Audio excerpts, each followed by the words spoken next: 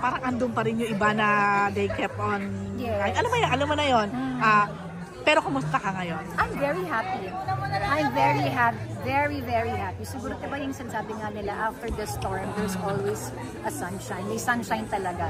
So, nandoon na kami ngayon na parang with so much going on sa family namin, ang dami naming blessings. Not only the show, meron pa kaming movie for the Metro Manila Film Festival. As a family, yung Reconnect.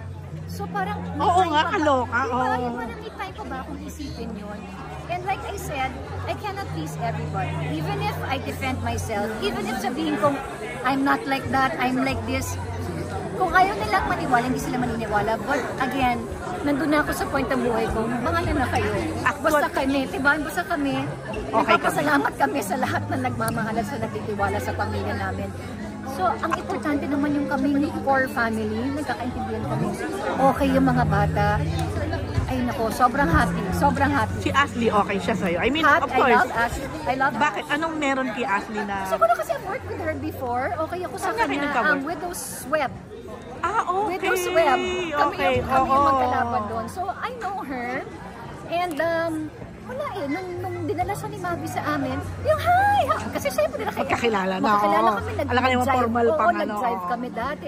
Ganon din, nagkatrabaho din sila ni Zoren dati sa isang serye sa GMA. So, walang problema. And I've always, like yung sinasabi na si Ash kasi she's very respectful. She's such a sweet lady. In fairness naman. Sweet lady talaga siya. Wala naman wala naman akong say sa mga love lives nila. Wala naman akong... Mina, eto, naalala ko lang. Ako medyo nainis. Okay. Okay. Hindi, yung kay Cassie and Michael, nung time na, ano ba yun?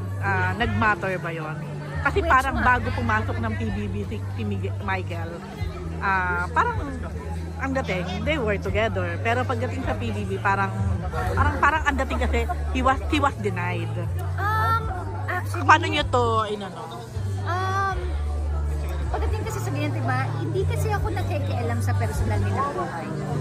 Si Michael towards us, meaning sa amin ni Zoren, he was nice to us.